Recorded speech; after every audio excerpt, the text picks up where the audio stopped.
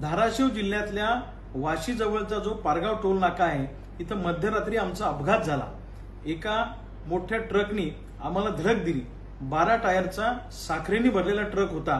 त्या ट्रकचा ड्रायव्हर मध्यावस्थेमध्ये होता आणि त्यांनी बेफान अशी धडक आम्हाला दिली। आमची गाडी टोल नाक्यावर उभी होती आणि गाडी पुढे सरकली आणि गाडीतले लोक, मागच्या सीटवरचे लोक पुढे गेले, मधल्या सीटवरचे लोक समोर आले आणि एक स्फोट झाल्यासारखा आवाज आला।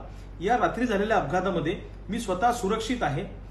मला थोडासा सौम्य मुक्का मार आहे। माझा पीए कार्तिक आहे आणि राजाराम जाधव नावाचा आमचा कार्यकर्ता आहे पंढरपूरचा, त्यांना दोघांना थोडासा मुक्का मार आहे। बाकी गाडीतले सगळे लोक आम्ही सुरक्षित आहोत, चिंता करण्याचं काही कारण नाही। कर्जमुक्ती एल्गार सभेच्या निमित्तानं मी महाराष्ट्राचा दौरा करतो आहे आणि त्याचाच भाग म्हणून मी काल बीड जिल्ह्याच्या दौऱ्यावर होतो। अंबाजोगाई तालुक्यामध्ये देवळा गावामध्ये रात्री आमची सभा उशिरा झाली आणि त्यानंतर मी लातूर जिल्ह्यातल्या तांदुळजा गावामध्ये स्नेहभोजनासाठी आमचे जिल्हाध्यक्ष अरुणदादा कुलकर्णी यांच्या घरी गेलो आणि तिथलं स्नेहभोजन आटपून रात्री 11:30ला आम्ही तिथनं निघालो। जालन्याला मुक्काम आम्ही करणार होतो आणि वाशीच्या पुढे जो पारगाव टोल नाक्यावर टोल देण्यासाठी गाडी उभी होती आणि बेफान येऊन त्या ट्रकने आम्हाला धडक दिली।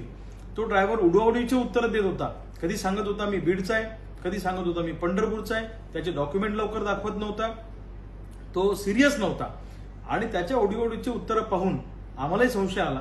पोलिसांना मी कंट्रोल रूमला कॉल केला, वरिष्ठ पोलीस अधिकाऱ्यांशी बोललो। तातडीनं वाशीचे पोलीस त्या ठिकाणी आले आणि त्याचा ट्रक घेऊन पोलीस स्टेशनला गेले। ड्रायव्हरला अटक केली, किन्नरला अटक केली आणि हा नेमका अपघात आहे की घातपाताचा संशय पोलिसांना सुद्धा वाटतो। त्या अँगलनं पोलीस त्या ठिकाणी तपास करतायत।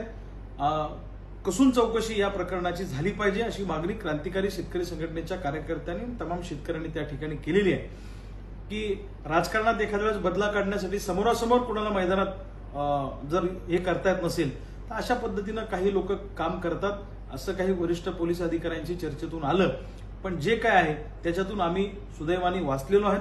कदाचित त्या ट्रकचा स्पीड जर जास्त असता तर मग मात्र काहीच ठिकाणावर दिसलं नसतं।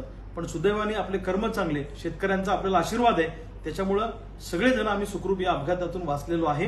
त्याच्यामुळे चिंता करण्याचं काही कारण नाही।